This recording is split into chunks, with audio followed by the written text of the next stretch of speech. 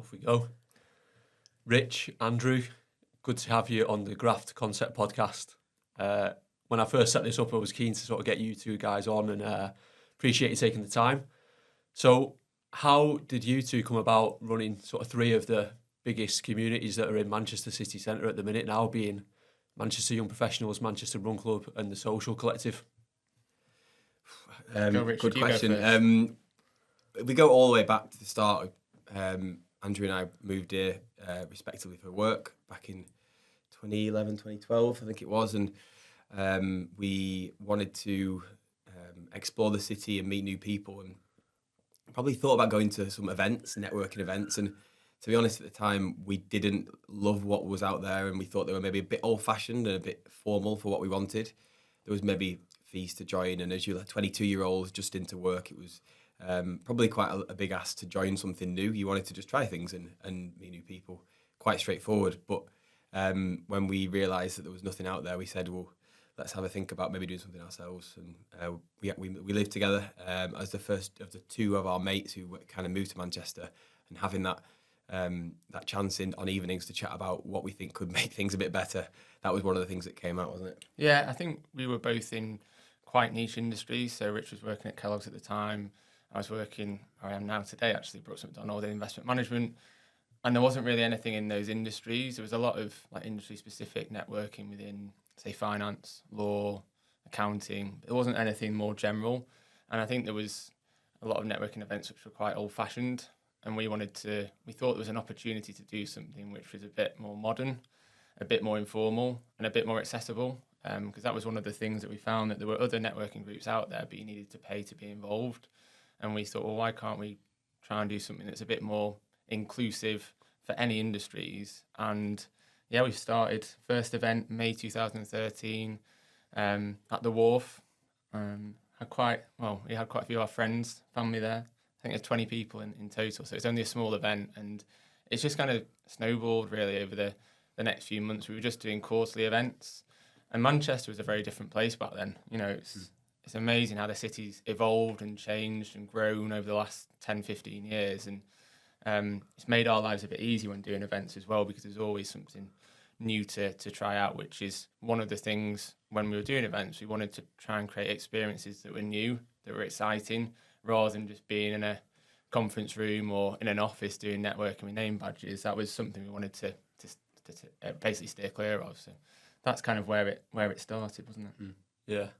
Well, yeah, I mean, having been to some of those events and sort of followed the journey along, like, I think you've definitely achieved some of those things that you set out to do. Like, it always seems that if there's a new place opening up, like, you're the first to be there. So you mentioned you started with about 20 people. Like, just from seeing your stuff on social media, I know things these days sell out quite quickly, whether it's a social networking drinks or a ball or some sort of charity event. Like, what sort of numbers are involved with Manchester Young Professionals these days? Well, over the years, we've grown our events because of the demand, basically. And when we were doing events at the start, we were doing maybe 6 to 8 a year, and there was some collaboration events we did where they were a little bit bigger, and then we decided to do more events because they were selling out, and we had complaints sometimes at the early days on maybe like 2017, roughly 2018, when we'd have a new event, a supper club, and then it would sell out, and then people would say, that's ridiculous, it sold out within 5 minutes. And it was true, it was 35, 40 tickets, and it was selling out quickly. And so that was a great problem, but we said, well, we can't expand restaurants, etc. Let's have more events. So we took the decision to do that, and now we have events ranging from 35 people, 40 people for some intimate supper club events, probably all the way up to 700 people for the bigger socials and the party style nights, which are infrequent, like kind of quarterly or 3 a year, but and then everything in between. Yeah, and when we started out, we were doing quarterly events, and like Rich says, they became so popular. I remember when we did one at King Street Townhouse, and it was the latest venue for people to go to, and we did the summer party there on the rooftop.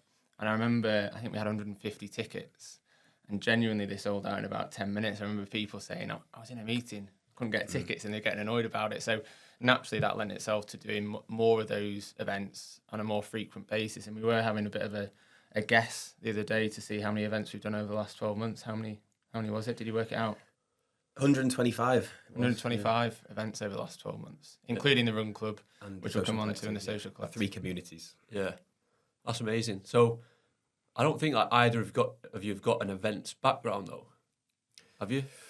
Well, I did events management for 1 year at university. Then I decided, and then I did a placement year, and then my placement year was a more general marketing job. Yeah. And I decided after that year, I didn't want to niche into events. Also, Yeah. I'd done a bit of events. My dad's career was events for 15 years at the end of his career in events. And so I was obviously privy to a lot of that. Andrew would have come to some of those events as well. Yeah. And so we had a bit of a flavour of it, I guess. But we weren't necessarily event organisers by any means. But to like get to the stage where you're at, like obviously like the podcast is focused around personal development, pushing your boundaries. Like you must have been operating at or beyond your boundaries for sort of putting on some of those events. Like, are there any sort of cool stories or things where they perhaps didn't quite work out along the way? Or I'm not sure we can tell any of them actually. No, yeah, there definitely was a few. I mean, one comes to mind where you learn all the time, don't you? You learn. Yeah. We had a Christmas party 1 year and somebody fell through a glass table. It's not a story you want to be sharing, really. But we had done the right things before the event in terms of setting up risk assessments. You can cut this out if you want. But the person, that's a good story. The person went to hospital. They were looked after. We can probably cut this bit out. I told it to someone the other day, and I think it's important because things don't always go to plan, do they? And that one was a very good example of that. And we resolved it. He was fine, and it was just an incident that you don't want to happen. And things don't always go perfectly. That's probably an extreme example. Yeah, you got a softer one. I do remember we've done the ball for a number of years now, and we did it pre-COVID. We did 2 at the town hall, and that is an example of where we were running this event, and you had a band, you had a DJ, you had all the tech to sort out. We had to do all the decorations, and I remember on the day going to the venue and thinking, shoot, we've got quite a lot to do here, and we've got people arriving in 3-4 hours, and it isn't our background, but we've been lucky that we've had great people who have helped us along the way, and I'm sure we'll come back to that later on. We've got a team over the years that have been really supportive, and they've used it as a platform to develop themselves, but we couldn't have done it without them, really. It's not just me and Rich. It's been a team effort, and we've used their expertise as well along the way, because we don't know everything, that's for sure. Yeah. So like staying with like the young professionals side of things, like do you feel like a lot of the people that get involved, it's for the same reasons as like when you two started out? Yeah, I think it varies. What we found over recent years, it's amazing. Like we had an event on Tuesday night, and I was asking how people had found out about the event, and one of the guys was like, I've moved to Manchester last week, and he just looked on the internet for Manchester. Well, he was looking for young professionals events, and he saw this event. And I think what you've seen recently, certainly post-COVID, a lot of people moving to Manchester, and I think community as being part of something, that sense of belonging is more important to people post-COVID. So I think that's one thing that has changed. I think the number of young professionals has increased, but fundamentally, I think it's for the same reason that people get involved. They want to meet new people, they want to have new experiences, they want to try the latest things in Manchester, and that fundamentally hasn't changed, I think, over the years that we've been doing this. Yeah. So I guess there's like, you mentioned communities there. Events and communities are like very different, aren't they? And I'd say like you guys have definitely built communities. What goes into building a strong community? Because it's something you hear about quite a lot, isn't it now? Like with new brands, and everyone seems to sort of have a spin-off, whether it's like their own run club or some sort of book club, whatever it is that sort of suits their niche. How have you gone about building strong communities?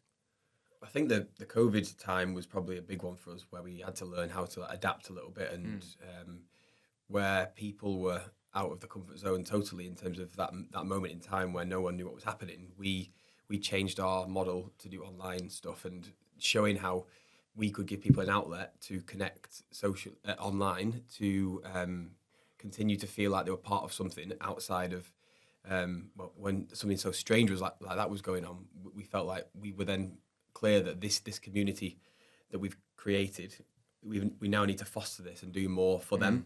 So it's how do we think about our plan and look after them in this time. And so we work with our hospitality partners, doing giveaways, encouraging people to do little bits of things to win some kind of reward through that period.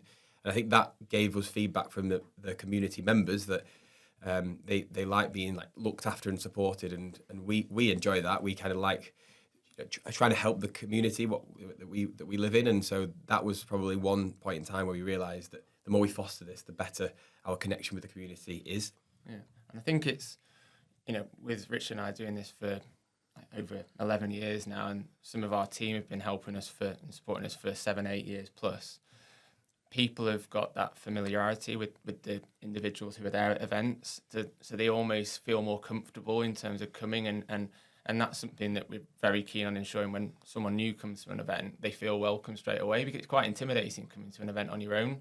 I think that can be quite uncomfortable. Yeah. But one thing we always really ensure, or try to ensure, is, and it's the same with the other team members, is we go and speak to them, make sure that they don't feel like they're just there on their own in the corner, that they are there, part of a community, and everyone's in a similar position, right? They're there to try and broaden their network, trying to broaden their experience. And I think that's contributed to how the community has evolved and how it's grown, is that consistency in terms of who is involved. And we have people who come along to a lot of the events, have some regulars, don't we? But then we also have a lot of new people as well. So that's how it's evolved over the years, but having that consistency, I think, has been a key part of it in terms of personnel. Yeah, I think it's always like something that in my earlier part of my career was like, you were told you've got to go out and network. Mm-hmm. You've got to go out and network. And I don't know why, but I just had quite a negative view of it in my own mind. And I think that's probably quite common in professional services and young professionals sort of dealing with that. Because you just don't know where to... It's almost like it's going speaking to people, isn't it? But almost feel like it's about talking to them about things you don't want to talk to them about. No, I think sometimes it can feel quite transactional. I know my old boss, probably like 8 years ago, I remember going to a ball, and the next morning she sent an email to everyone who went to that event and said, please can you write to me, let me know who you met, 5 people who you met, and how we're going to get business from them. I think that's always something we've steered clear of, is trying to make these events transactional, being there where you've got to get something out of it. And because that can be the daunting thing, but a lot of the time people aren't there to necessarily get business straight away. That isn't how business works anyway. It's more a case of getting to know people, getting to actually listen to their story, their background. That's the interesting part about it. But I think that's where networking gets a bad name sometimes, is this idea that you go along to an event to get something from it. Yeah. I think the successful people who come to the events, they're there to get to know people, and it takes time. Yes, hopefully in future you'll get something from it, maybe, but not straight away. It doesn't work like that, really. Yeah, that networking word to me was something, because my job previously was Kellogg's and in sales, and my job was never about networking. It never really helped my job at all. So the word networking put me off. But when we were doing these events that were social events, that motivated me, and and so the shift we made was we use networking because networking describes what we do. But really, then we created like subcategories over the years to explain, really, this is a social event, or this is a wellbeing event, or this is a careers event. These things that help people actually, under the surface of networking, realise why they might go there and why they might share similar views to other like-minded people to attend those events. So that was a shift we've always been keen to say. It's networking, but also remind people it's not just about, it's not the old-fashioned networking they might think it is, as you alluded to, Chris, there. Yeah. Have you got like a top tip for somebody that is a bit anxious around the subject of networking? We should have one, shouldn't we? No, I think we did. I think we do. I had a funny one yesterday. One of the videos we did on Instagram about a year ago with one of our team members, Jay, was shared by a global networking guru in the US. He's got, I think, 4 million followers, and he used it because Jay's walk and talk video he did last year, it was about networking tips, and Jay's walking around Manchester, and his first thing he says is be bold and be brave. And I think Jay is someone who epitomises kind of what we have loved about the team, is someone like him who's grown in his career. He's used NYP to help him to build that confidence, build his network. And then his advice is his advice. That's not our advice, but we would agree with that, is be bold and be brave. And I suppose, that's something that we say, get out your comfort zone and go and try something. Yeah. But because we have these different categories of events, my advice to someone would be pick your favourite thing. So it doesn't have to be what people might perceive to be networking, of going, stand in a boardroom and with a name badge and this side of thing. It can be go to play paddle. If you enjoy paddle, that's a nice way to bring you into it. Yeah, it's like an activity, isn't it? And that's something that I think people like going to those types of events because it isn't straight away talking to someone. You've got an event or some kind of activity to talk about. I think the other thing is be interested in who you're there with. Ask questions. I think often people think you're there to talk about yourself, but actually, if you ask questions about someone, they love to. People love saying, "Oh, I do this, I do that. This is my hobbies. These are my hobbies." And I think that's a big thing that. Like listening to what people have got to say, and you get a lot from it as well if you do that. And often you're the most interesting person in the room if you're interested in someone else. Someone said that to me once, and I think it's an interesting way to look at it. Yeah, no, I like that. Yeah, it's good. I think we've all probably stood on that outside boundary of the room, haven't we? Just praying somebody comes over and talks to us or asks for a business card back in those days. It must be over 250 times that we've been at the door and someone walks there and they're there for the event, but they look a little bit nervous and you think, okay, so this is where Andrew talked about welcoming them. We'll always say the same thing, which is a big welcome, explain exactly what's going to happen at the event, and then identify potentially someone in the room, one of our team or one of our kind of loyal community members who might be in the room who we can say, listen, this is what's going to happen. I'm going to take you over and you can have a chat with this person you might get on with. So then they're entered into the room safely in their eyes. And the thing we always say is, every single person in that room has been where you have been before. Yeah. So if you go with someone and ask them a question, they're going to love that. And they're going to ask you a question back. Exactly, and 100% of the time, that happens. And we always try and repeat that to give confidence. Yeah. There's another interesting one to look at, like body language and how people are standing to see whether they're open to other people coming into the conversation. I went to there was a talk a few years ago now, and I can't remember the name of the chap, but he was saying you can read whether a group wants someone else to come into it. And there's a skill in also making sure that you're open to someone coming into your group. You want to be welcoming. So I think it's trying to look at it in different ways as well, how you can make sure that you're maximising your time there and making sure that you are meeting new people, but thinking about how you're presenting yourself, not only with how you're talking, but also with your body language. Yeah. No, they're all really, really good tips. I think people can use those, and no matter what stage you're at in sort of networking, I think that they can adopt those and it improve things for them. I think being in like professional services, I think there's two ways, isn't there, that you can really develop your career, and one is to get really specific with the knowledge that you know, or the other one is to sort of sell and network and business develop. So people that are sort of looking to build a career in that sector, if you can focus on one of those areas, and if you're someone who's social and enjoy networking, then you can really like stand out, can't you, in sort of whether it's legal, finance, real estate. Not a lot of people like doing it, so it's a good way to differentiate, isn't it? It is, and I think it's a good practice ground when you come to the events.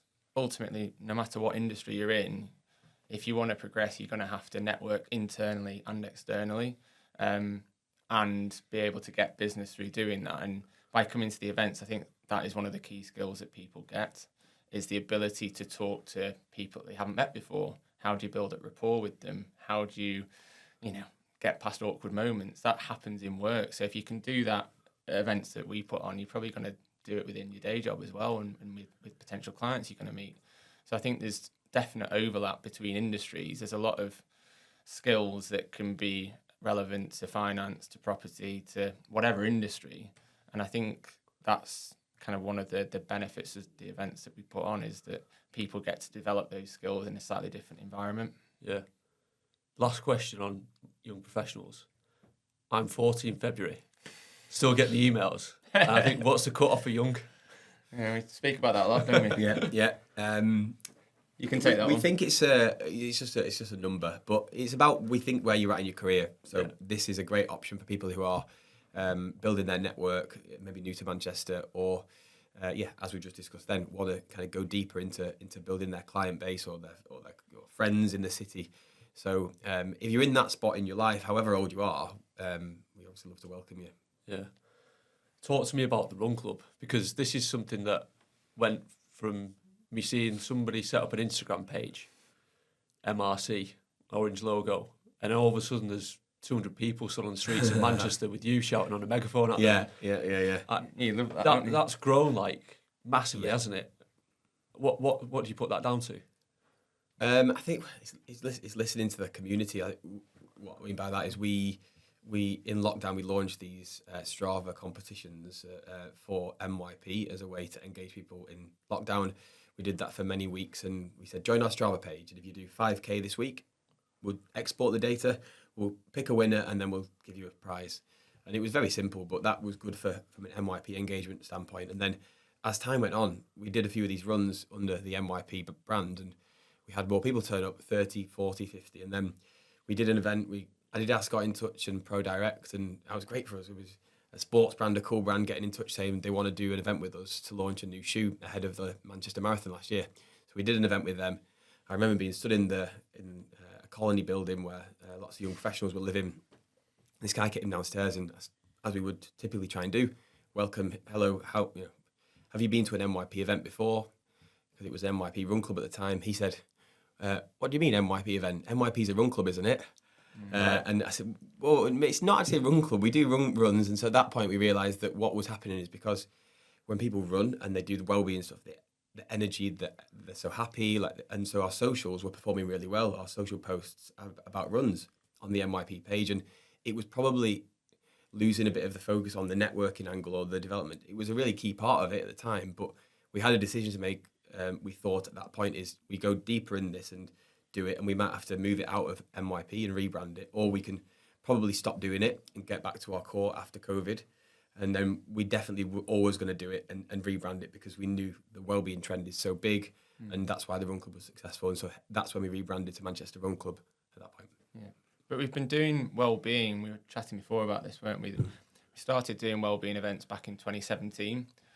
It's always been kind of a key pillar part of NYP, but COVID really accelerated that move towards more of a Wellbeing focus, and particularly with the Run Club. I do remember probably our first Run Club unofficially was 3 of us during lockdown, and we used to run from Deansgate, do a loop 5k, and we'd go for a coffee in Spinningfields, in Pret. And that was our interaction for the week, basically. It was our social kind of gathering, obviously within the rules, of course. But that was where it started, and then it slowly increased, and then it's really been since we rebranded to MRC that having that a bit more clarity in terms of what it is and separating it out from NYP, that we've just seen it kind of explode really in terms of numbers. And I think running as a trend is on the up at the moment, and I think it's a great way. People see it as their opportunity to network for the week, but it's in a slightly different environment to what people have previously done. Yeah, I know like you guys obviously are into running. What is it about running that you like? You don't like running, do you? You always moan about it. To be honest, I don't run anymore because of the organisational side of it. We used to say, let's go, and then we'd all run. But we try and create a bit more to it now with the events, with the venues we work with banners, with flags. But no, I do run a list. I do try and run. But yeah, it's inclusive. That's the big thing, I think, for us. We try and foster the fact that it's running for everyone. You don't have to be fast or slow or in between. You can be any speed. You can be new to running. We welcome you. You can be you run for England and we welcome you. And again, the team have been amazing on that front. We have over 30 run leads who help us execute that. We put it out to the team last year. We said, okay, we're running for everyone because that's what we're about. We're going to have different pace groups here though. So this is involving people to help. And just for people who don't know, we have from 4:30 per minute kilometres all the way to 7 minutes. So effectively, hopefully we'd cover everybody there in terms of speed, and the run leads will effectively take mini groups around the city, because getting around the city in the evenings can be quite busy sometimes. So we have all these run leads who give up their amazing time for what we do, and the community I think appreciate that, and we try and reiterate our thanks for that. But yeah, it's inclusivity that everyone can join us. Yeah. It is I love going for a run because you always feel better after you've been for a run. It's like doing any form of exercise. You might not want to do it, but once you've done a 5k or whatever the distance is, you come away and you have got that runner's high. And if you can do that with a group of people that you can have a bit of a chat with as well, then even better. And I think that's kind of those two reasons. You're getting the benefit of kind of the endorphins or whatever, the rushes that you have after you've finished a run, and then you have the social side of it as well. And I think that's what people enjoy. Yeah, it's good, isn't it? Like, what's the since 2017, since you introduced like the wellbeing side of things, how's that like performed? Is that are they some of your more popular events now? Or Yeah, they are. They're really popular. When you look at the numbers for the Run Club, we were looking back at photos to 2017, weren't we, when we first started doing the wellbeing events, and we looked quite different, didn't we? I think we were a bit more focused on the drinking and working rather than the fitness. And I think Albert Schloss was probably quite new at the time. We probably had 3 or 4 years of helping them grow, let's just say. The Pilsner was always very common, and you were having 5 Pilsners instead of 5K. Yeah, exactly. Yeah, it's a very different world, isn't it? And then, you know, as a result of that, with stress, with work, with socialising, you know, probably from a wellbeing angle, I wasn't in the spot you want to be. You know, you might put a bit of weight on or whatever, and at the time there probably wasn't much of this wellbeing outlet there. There was none of these US style gyms or the kind of hit gyms that have since come to Manchester. M3 Perform was like the first gym we did the event at, and we had 15 people having doing a group training class and then having a salad bowl with a smoothie afterwards. And at the time, a lot of people said, this is very odd. Yeah. But then as people saw it as a way to help their busy lifestyle and their maybe their well-being, then they joined these events. And as Andrew said before, COVID accelerated all this, and they're so popular now. yeah, that like leads on to a topic I know we spoke about earlier this week, like work-life balance, which is obviously something that everyone has to consider at some point to sort of try and get it to where they feel comfortable and productive and happy. Like, you've both got day jobs alongside all of this, haven't you? Like, how do you sort of structure your time to make sure you're living in alignment with your values? Do you want to go first, Richard? Yeah, I think it's been hard. It's been very hard over the years. You have to do. I think relentless is a word. I would definitely say that we're good at that. We don't stop. We do push. We never try and have many days off and things like that in terms of thinking about this. And we've been pushing hard for many years now.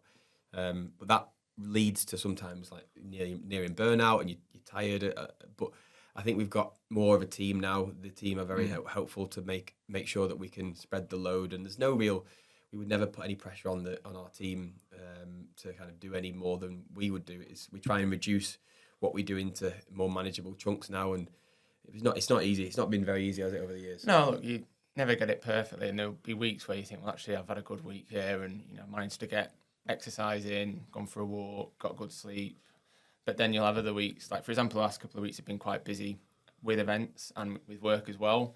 So you have events in the evening, and then you'll be straight back at it the next morning, and you might not want to go to the gym or might not want to go for a run. But in a funny way, it's important for me anyway, and I think it's similar for you, is trying to do exercise. It's a big part of both of our lives, and that gives me energy to do my work and go to events. Whereas actually you can get into bad habits. But it comes back to that point around we've evolved over the last few years to try and ensure that we've got a good team around us. So, we've got people contributing to the events, which is a massive help. We couldn't do this without the team and the lead team in terms of the running as well. But yeah, it's a constant evolution. But I think the last couple of years started to focus more on like sleep, on getting outside, because that to me gives me energy, and it gives me the energy to do my job and to go to events and enjoy the events. And I think that's an important point to mention here, is that we wouldn't still be doing this 11 years later if we didn't enjoy doing it. Yeah, a lot of the events we do because we enjoy them, and we think other people are going to enjoy them as well.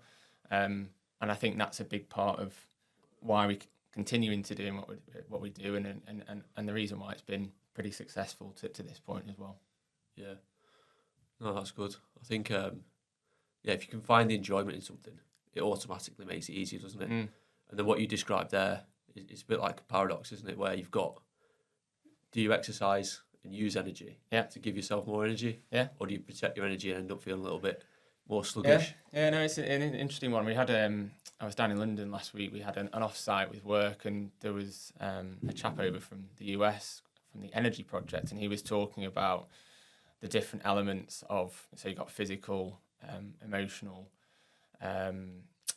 what was the other two? Sorry, spiritual, and then there was another one talking about kind of renewal. And we actually got us to mark out of 20 where we thought we were. And then he also spoke about the different zones that people go in. So you've got performance zone, you've got renewal zone, you've got survival, and then you've got burnout. And he was saying that you should be operating between performance and renewal. So obviously you want to be performing, but then you need to make sure that you're resting up and giving yourself time to recover. And the challenge sometimes is that we sometimes go, everyone does this, they go into survival. And then if you kind of keep on going down that route, you go to burnout. And that's where it, having that ability to have that balance and have the balance between doing exercise but also resting, isn't always perfect, but that's something that I'm certainly striving for. Yeah. No, I think you're right.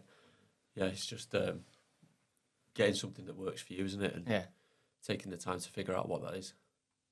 So, on from running, Hyrox, I know you guys have caught the bug. How have you found the sport up to now? Have you done? Is it 3 events you've done? Done 3, yeah. Yeah, Love it. It's amazing what they've created. We got into it probably, I don't know, by chance, or saw someone's Instagram story saying they'd been to a Hyrox session or a Hyrox event, and we tried a gym out, didn't we? I think, and Urban Reform had a go there, and it really quite easy to pick up when you go to a gym when they explain things quite clearly. Initially, it's quite daunting, I think, probably because you see people who are at high level there, but then they bring you in nicely and you understand what you're doing. And we enjoyed it from, I think, mixing it up and keeping things fresh. We probably done a few years of doing other things fitness wise, and like we said about Barry's coming to Manchester was a big thing for that brand, and then we did a lot with Barry's and probably went to Barry's a lot, and then this was probably a level on from that to try and keep things fresh, and we've loved it. We've done 3 races now. We are constantly striving to do better, as everyone is, and you always learn from these races. We've done a few things that we probably would not do again, but we're back in Copenhagen. We've got booked in for March. nice. What do you think about those events that people go away sort of thinking it's so good, like, in terms of the actual day itself? I think it's the support factor and like the buzz, people achieving. Even I'd reference like the runs we have, and when people are supporting each other, we the Manchester Marathon, and we'll have a cheer zone there for the run club, and they get as much enjoyment out of being there and cheering people on as they do running the race. So Hyrox is the same, where people are there to support, and it's such a buzz of a day. And obviously achieving a personal best is great, but even obviously taking part is still great as well. It's a tough race. Yeah, You do get in a hole quite early, and then it's part of the enjoyment is how you get through that. yeah. And actually, by getting to the end, it's that sense of achievement, whether it's getting a PB or whether it's just getting through it. Yeah. And everyone's got their own story. Everyone's going for their own PB, their own challenge. And it's funny how the 3 times we've done it, immediately we've been like, let's go and do another one. Where can we go next? And obviously, you want to try and get better every time. You want to stop going out of the entrance rather than the exit. That was one lesson to learn from Birmingham. I know that. Not tripping over water bottles. Well, perhaps next time we should get to the start line earlier than 5 seconds to 9 and not tripping over a water bottle, because that did happen in London. But look, you learn, don't you? You learn from these experiences, and I genuinely thought Richard was going to keel over after the first lap because he was complaining that much, but you got through it. Yeah. And we managed to get a good time, and we go again in Copenhagen. But yeah, it's one of those things that is quite addictive. Yeah. You see people just they're absolutely loving it. But it is, again, it's that sense of community. The gym that we're going to is a good group of people there, and they push each other on. But they have a good time with it as well. They enjoy it, and that's the main thing. Yeah. It's inclusive, isn't it? Even though you sort of sometimes, a lot of what you might see online is sort of people at the top end of it. When you get there, there's a real mix of people, isn't there? And different stories that come together. I think everyone leaves feeling like an athlete, which is a big part of it. Yeah, that's exactly true. Anyone could do that race, and you get a badge after with the location on, and you feel like you've really achieved. You go up the stage, and they take pictures of you. It's like you're in a professional race, right? And you could be, anyone can apply for that. So that's it's very inclusive, isn't it, on that front? Yeah. What's your worst station? Definitely the lunges, the carry lunge. What's that? Yeah, sandbag lunges. Not like that. We did that the first race we did. We got to that stage, probably very tired at that point, in a hole, and I think I started, and then I got cramp after. No, you did fine, and then I tried to go quite fast. Oh, that was right. Yeah, you went. So I got the. So, and I started to go quite quickly. In the first stride I did, I got cramp in my hamstring. So then I said, "Give me the bag." Put the bag on. Went down, got cramp in the same place on my leg, and we both had cramp at the same point. And obviously, when you try and do a race where one does something and the other one doesn't, then you can't move. No. So we were stuck for a few seconds. That was tough. I think the burpee broad jumps is one which I really struggled with in the first event in Manchester, and you did basically 80% of it, and then you finished it, were basically dying, and I was like wanting to. And that's what you away. learn is you can't overdo a station, even though you might be okay, because you'll pay for that. Yeah. So we've then learned to change up the split since then. Yeah. To reflect more consistent swapping of the exercises through it, and then also just don't blow out. Yeah, we were trying to.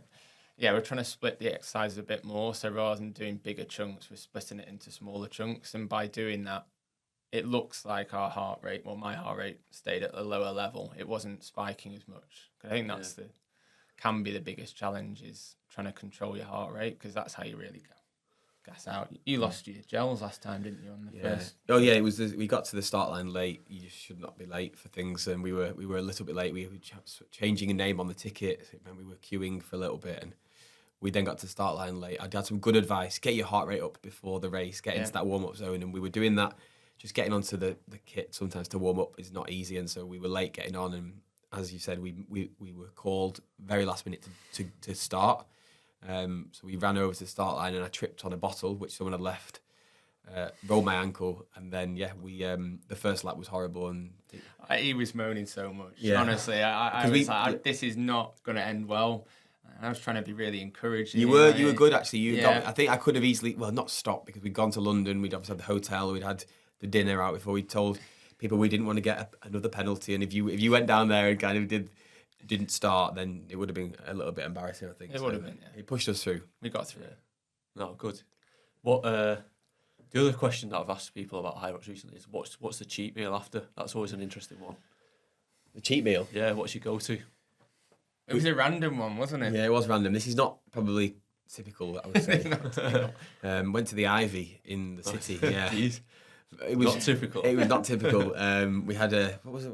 Well, we had like 20 minutes before going to get the train, and we were trying to find somewhere for some food. So we got into the Ivy. I think the first thing you ordered was a beer. Yeah. And then you downed a beer, and then you said straight away, I want another beer. And then we had chicken Milanese, which was, yeah. Although I would say that the guy came over and we said, we've got 20 minutes. Is that okay? He said, no problem. He said, what would you recommend that's quick? And I'm sure he said shepherd's pie, and I think you said yes to that. Yeah, I did do it. Which was an interesting choice. I think he was probably still just getting through the stress of the race. This is a very different form of Hyrox than I'm used to. High-end Hyrox. I know, high-end Hyrox, yeah. Most people just say Big Mac. Big Mac. Yeah, no. And no, to be fair, we did have, last time in Manchester, we went to have pasta, onda pasta. Onda pasta, yeah. That was great. Just having a big bowl of pasta was perfect after it. Yeah.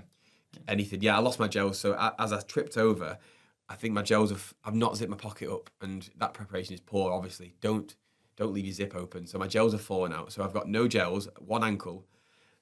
Andrew's in my ear trying to tell me how it's going to be okay. And I was, it was not a great 4 or 5 minute run, that was it? No. That's probably like good advice for just general life, innit? Don't leave your zip open. It really is, very exactly. Good, very good, yeah. Oh, good. Like, so, I mean, a lot of the stuff we've spoken about up to now, and Hyrox, events, teamwork, like, it's you two as a pair. I guess a lot of people will know you as a pair. Like, why do you work so well together? I sometimes question that, to be fair. Yeah, we both don't know. No, we don't know. No, I think we both have different strengths and different weaknesses, which we complement each other with. I think core to it is we enjoy what we're doing and we have a good time. I think that is one of the biggest things. I said it before and I say it again. I enjoy doing the events. I enjoy planning the events, planning what we're going to be doing next. And I think that's one of the biggest challenges that we have, is how do we maintain, I suppose, being innovative and coming up with new ideas. So how do we keep this concept fresh? because we don't want it to become stale. That was one of the reasons why we set this up in the first place, is that the events that perhaps were going on previously were a bit run-of-the-mill. And that's, again, something we enjoy thinking about. How can we come up with something new? How can we come up with something different? So yeah, I think we have different strengths, different weaknesses, but also fundamentally we enjoy what we're doing. We enjoy coming up with new ideas. I don't know. Yeah, it's probably not been easy over the years where you're friends, you live together in this amazing city, and then you have this thing you want to do, you do it, goes quite well, you want to do more of it, and then naturally when you try and do more of something, there's always going to be tension points in direction, and so we probably found common ground is always what I would typically say is like we're quite good at doing that, and that's because we enjoy it, and we know what we're trying to strive for, which is these community events, building the communities, and if we can have that as the goal, we try and just work out how to get there, and we're both quite good at sometimes conceding on original ideas that we've had respectively to let the other person, the other person might be right sometimes and you might be right sometimes. If we have that mentality, as well as you're always right though. No, I do think I'm right a lot. No, sorry. I've probably got better over the years as you learn how to kind of be. It's a little bit more of like we know we've got a team as well now. This is a key part for me. Why we have a team involved in NYP. This is the team who work in the business, but this is the team who are also on our ambassador team, let's call them. These people are critical to advice of what we should do, and that helps us to not have it on Andrew and I's views. This is a council of people. It's okay, what should we be doing more of in the future?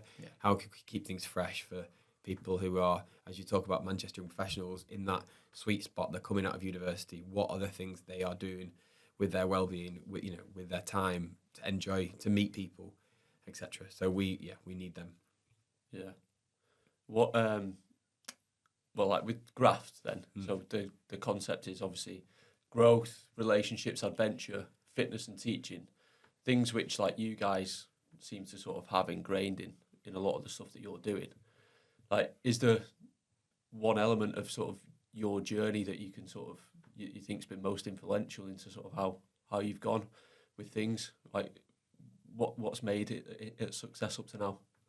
I know we've said it a lot, but for me, relationships and that team element, but not just the team, but the relationships with our partners who've supported us over the years, and our members of the community, people like you who've seen what we've been doing a few years ago and supported us, for many years.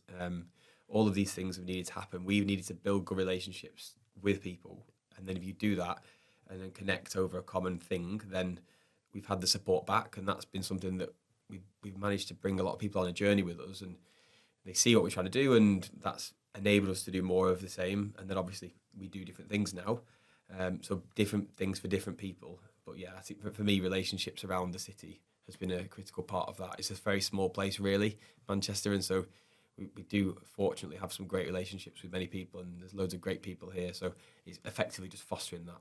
Yeah. Yeah, and for me, I think the teaching side of things, Rich mentioned earlier about us pivoting during COVID. One of the things that we did launch was a mentoring scheme. Yeah. I think it's one of the elements that we're most proud of is the growth in that area, and it's something we've always focused on is careers, how we can contribute to people's growth personally and professionally. And actually mentoring people has really helped in my career in work. So actually getting to know how maybe younger people go about things, the ability to build rapport, the ability to listen to what they've got to say, and then bringing that into kind of my day-to-day job as well.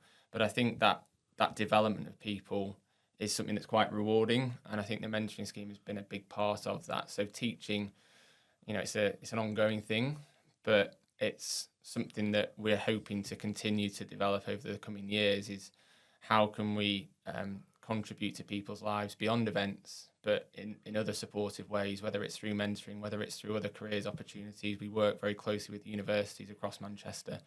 How can we do more of that?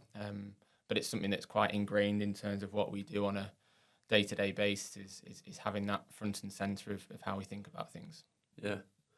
Who inspires you guys? Yeah, it's a good question, that.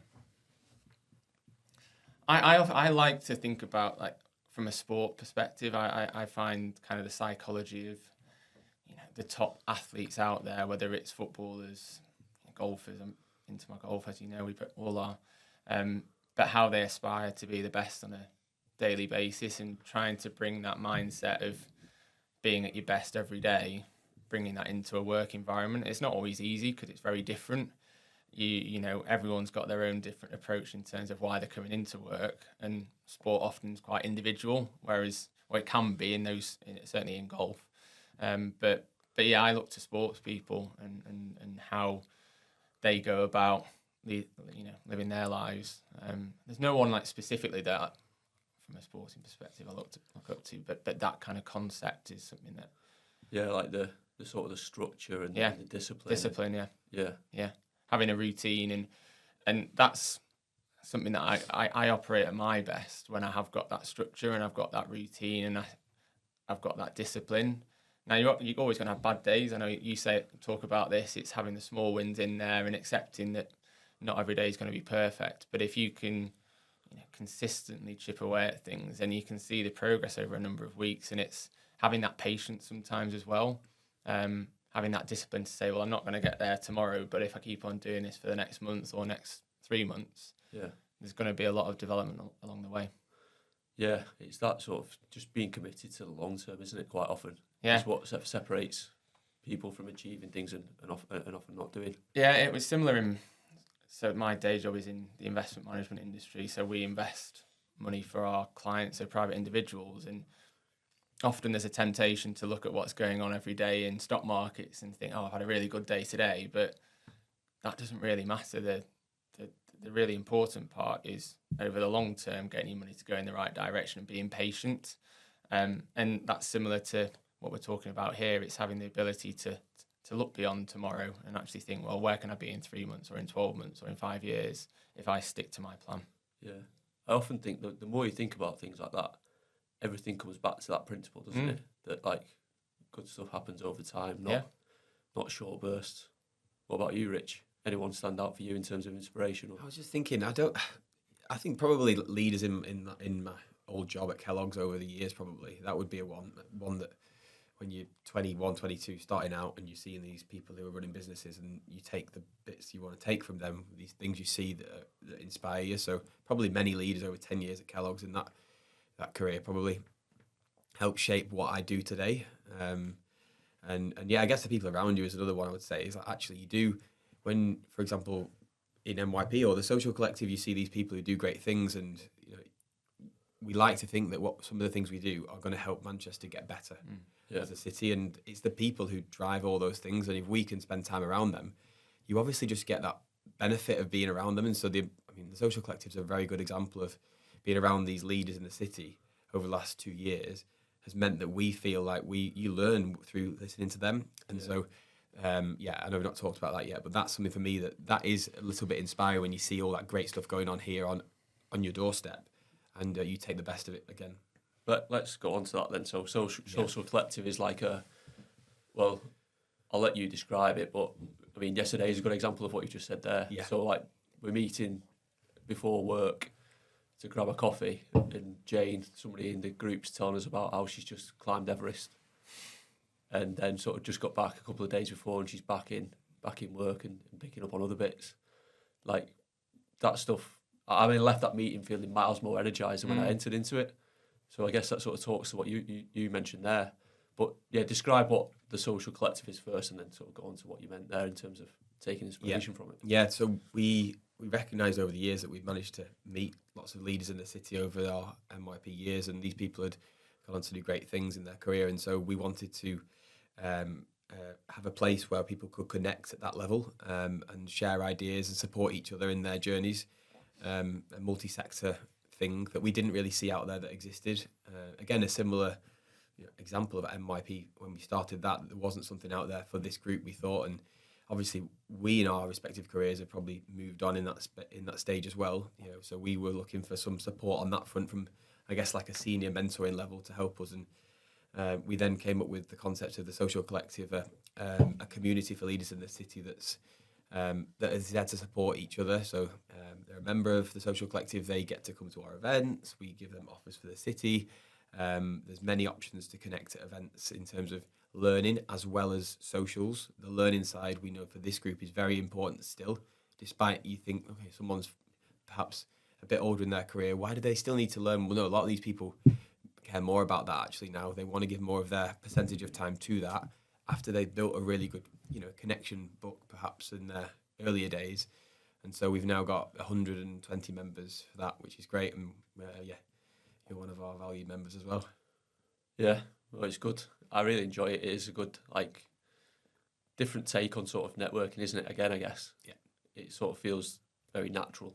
And a lot of it always take a lot of value from it, which I guess is when you're precious with your time is what you want to be taking from it, isn't it? Yeah, I think that's one of the things that, people tend to be more time poor when you're getting a bit more senior and you've got other responsibilities out of work, and that was one of the contributing factors to going ahead with launching this, is how we can put together or put on events which are a bit more specific, a bit more targeted, and get a group of people that are all in a similar position. They're in different industries, but they all have a similar mindset in terms of wanting to contribute, wanting to grow, wanting to be successful, but it's sharing those ideas within that group of individuals, and that's where it really has been a success, and people supporting one another, sometimes passing business to each other as well, but coming up with ideas and sharing those ideas within the community. Yeah, just like hearing people and their conversations that they have in and around the group. I've been sort of surprised at the things that you wouldn't necessarily think it would be, like you say, like referring work. Like one of the members mentioned just the other day that like they'd heard another member of the group talking about something on like more personal and opening up a little bit, which had encouraged her just to sort of do the same, and that had led to like not only development of her on her own sort of things, but with other people within her own business. So I think like that messaging and things that people are taking from that group sort of is bleeding out into the wider like Manchester community. So I think it's really positive. Yeah, if you can, spend time with people like that example there, and then they're distilling many years of experience to you in certain forms, and you can take that in a coffee catch up. Yeah, that's so powerful, isn't it? All the years they've learned to give some advice, and then we have a series of talks called In Conversation With, where we have members of the community talk about their space, whether it's their work or whether it's their kind of passion, and that's a great forum for us to share things that people might want to hear more about but don't know much about, and that they've been really positively received so far. Yeah, the Everest story one is a good one though. Amazing that it was her first meeting back in Manchester, obviously where she joined us, and she's gonna in a few months talk about her story as well in terms of what she's been through over the years. But definitely Everest is something that it's harder than a 5K for sure, isn't it? I think we might have to think about that one for a while longer, but she did a great job doing that. So we've touched on you guys working together, the communities, the different groups you're involved with. It's December, so naturally people start to think now about what they're going to be doing next year, how they're going to close out this year. Have you guys been through yet and sort of decided what you want to achieve on like an individual level for 2025? Yeah, very excited for next year. We've got lots of cool stuff planned. We're doing February. In February, we're doing the Barcelona Half with Manchester Run Club. We've got around 30 of our club going over there, which is going to be amazing. And then doing London Marathon in April. And as obviously as well, Hyrox in the middle in March. So these things are going to help kind of give me a bit of focus in the new year to keep training, keep out of Albert Schloss. And they're goals that from a fitness angle, I'm very, very keen to maximise and do my best. And then from a work angle, it's trying to just strive for continual work-life balance of being busy, but equally trying to achieve the goals and get that sweet spot where you can still see family when you want to, you can still see friends, you can see friends who you haven't seen for a long time, that you should put off consistently, but just trying to keep that balance. So that's my focus going into the new year. Yeah, that's like what you've described there is like graft in a nutshell. Exactly. And it's what I'm trying to put across is that I've been through that process, and sort of looking back, I think the sort of the 5 pillars are things that can help you create a little bit of structure around what you described there. When you first told me about graft, that it's things like that help you go back and think, isn't it? That you think about these categories of things that you want to improve. And yeah, love it. Yeah, love the concept you've come up with. They sound like good goals. Thanks. Yeah, Andrew? Similar, really. I would say the fitness ones are over the next 4 or 5 months. We've obviously got Barca and then Copenhagen. The big one next year for me, I'm getting married in May. Nice. So looking forward to that. Very excited. And going, got honeymoon straight after, going off to Mauritius, which is very exciting. So that's probably the big one next year. But in a similar way to what Rich has mentioned in terms of work-life balance, trying to have more time to reflect on kind of what's going well, what isn't going well, trying to build that time into the week, which I know is something that you mention a lot, and trying to continue that work-life balance, focusing on the fitness, because I know that when I do that, I enjoy what I'm doing more, I'm better at what I'm doing, so it's really continuing that trend. Yeah. Where's things up to with like the wedding planning? Probably asking the wrong person. No, I joke, I jest. No, it's going well. We just got a couple of things to finalise. We just need to sort out drinks and a bit more on the food side of things. But yeah, we're nearly there. It's very exciting. So that's in France, end of May next year. Wow. Good stuff. Yeah. So I think we're at like a good stage to wrap up. If people listening to this and perhaps weren't aware of sort of the various events or communities that you run before, and they think it sounds interesting, something that they want to get involved with, how can they go about doing that? Go on our website for any of the communities, manchesterrunclub.com, manchesteryoungprofessionals.com, and then the socialcollective.uk. Put us in Google or go on Instagram. We're on all the pages that you'd expect, and you'll get a good sense of what we do on there from our social media perspective. We're really keen to make sure that everyone's welcome from an NYP standpoint. You know, that's something that we've always been keen from day one, to be very inclusive, and we've had a few good stories over the last few years where we see people really step out of their comfort zone. Whether we had this week just gone, literally a young chap called Nat. He's 22, works in corporate finance. He's blind. He came along with his guide dog, and we just would welcome him like anyone else. And he came along and had a great night. And it's not just kind of our welcome; it's the community, the guys that were there who have sort of put their arm around him, made sure everything was normal, nothing, and he had a great night. And he left saying, "I'm coming back. I'm coming back to the next event." So it's things like that we kind of like to see. That everyone just gets on in a nice manner. So please just go on the website, go on Google, get in touch with us. If you've got any ideas, we're always open to ideas, and that's it. Good. Yeah, I can imagine that inclusivity is like a massive part of these communities. So, yeah, good. It's been great to catch up, guys. Thank you for Chris, for taking the time to do this. The studio has been great, like to sort this out as well, hasn't it? It's a step up from my my home office, that's for sure. So thank you for sorting that out with Colony. Thank you so much for listening. If you can share, like, subscribe the podcast, whether you listen on Spotify, Apple Podcasts or YouTube, it'd be really appreciated, just so we can spread the message and make sure bits like the guys are involved with are getting and reaching as many people as possible. Thanks very much. Look forward to catching up again in the future. Cheers.